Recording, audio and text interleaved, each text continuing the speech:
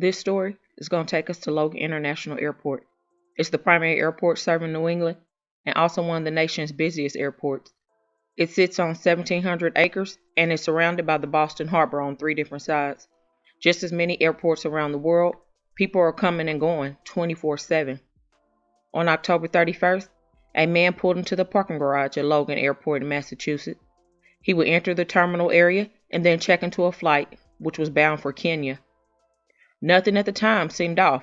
He was just another person taking another flight. It was not until the next day that a tragic story would unfold, and that man who got on the plane to Kenya would now be alleged prime suspect in the unaliving of a 31-year-old woman. However, he was now long gone, over 7,000 miles away across the Atlantic Ocean.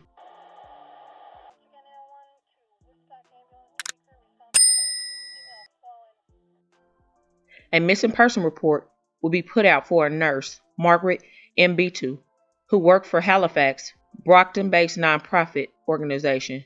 She had been with them for the past 7 years and worked at different group homes and worked with people with developmental disabilities and mental behavior challenges. Margaret was last seen leaving her place of employment on October 30th at around 11 p.m. in her white Toyota. Margaret's mother also worked at the same place and they lived together. So when she did not come home, she knew something was wrong. The family would put up a missing person flyer and report her missing as well. However, Margaret would be found 2 days later, and sadly, she had been brutally unalived. It's very devastating to all of us, but God is faithful.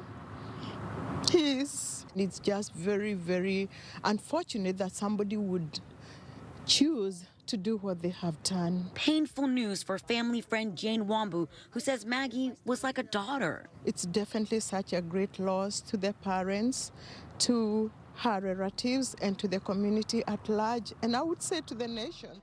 Maggie, as Margaret was affectionately known, lived in Whiteman, Massachusetts. She was said to be a warm person, very caring, and loved by everyone. She had a deep compassion for the people she took care of in those group homes, and was just a ray of sunshine, according to her co-workers. Maggie had been in a relationship with 40-year-old Kevin Kangite of Lowell, Massachusetts. It was said that she was recently trying to break things off with him, and from the looks of things, he had allegedly made a premeditated plan to keep her from ever talking to anyone ever again. The day after Maggie went missing, Kevin had allegedly purchased a flight to Kenya earlier that morning, on October 31st. He would then be seen entering Logan Airport parking garage, entering the terminal area, and then he checked onto that flight bound for Kenya.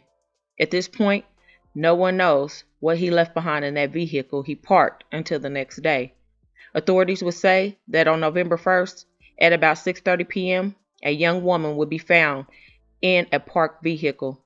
It was said to be a large amount of blood, and her body was stabbed and found in the passenger seat of the car. According to the investigators, they observed large slash wounds on the victim's face and neck, as well as puncture wounds on her side.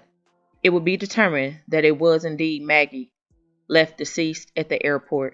After reviewing surveillance footage, that is when detectives were able to put the story together and determine the alleged perpetrator, Kevin, the man who booked a flight to Kenya and was now out of the country. Detectives then obtained a warrant for his arrest and are currently working with law enforcement in Kenya to find him. A state trooper stated that extradition should be possible since the U.S. and Kenya have friendly relations, going on to say if there's enough information that authorities here in the U.S. can pass on to Kenya authorities, they may be able to make an arrest rather swiftly. State police are now working with Kenyan authorities to find him. This looks so premeditated. Drive to the airport, commit a crime, and then hop, skip, and jump right onto that plane. The FBI has an international operations office in Kenya's capital, Nairobi. So former FBI Special Agent Jennifer Koffendorfer says it's already likely agents are communicating with local authorities to track down Kangete and extradite him back to face his charges. The United States has an extradition treaty with Kenya. So things look very good in terms of Kenyan authorities cooperating. However, others do not believe that this will be that easy. An advocate of the high courts of Kenya named Wahome said that unless motivated with cash, or when a victim is a member of a prominent family, or when a case is going high publicity, Our Kenyan investigators can take 1,000,000 years to nail a murder suspect. He continues saying, in fact, in many cases, they never do, even when the murder is obvious. Furthermore, he would say Kevin is probably hiding in his grandfather's coffee farm by now, and let's just see how the detectives will roll there. This man may escape the law in the U.S. from the sounds of it, and this is terribly sad. Maggie did not deserve what happened to her, and her family said they will stop at nothing until they get justice, and I definitely hope the same for them. This type of violent acts are cowardly. If she wanted to leave, then let her leave. In most of these cases, the partner takes their own life because I believe they realize after they did it, it didn't make them feel no better, and so they can't even live with themselves. Nothing good will come to Kevin jumping on a flight and leaving. Karma is real. My deepest thoughts are with his family, friends, and co-workers. Please comment your thoughts on this situation and how you feel about him jumping on that plane. And do you think that the Kenyan authorities will get him brought back to U.S.?